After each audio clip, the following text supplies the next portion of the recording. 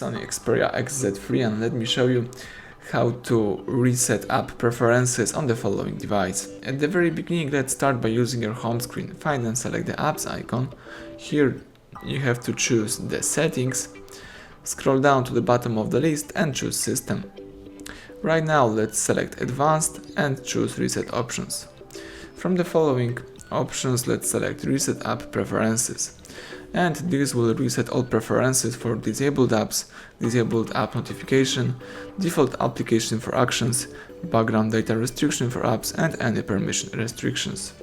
What's really important, you will not lose any app data. Let's tap reset apps to confirm the operation, and basically that's it, everything went well. Thank you for watching, please subscribe our channel, leave thumbs up under the video.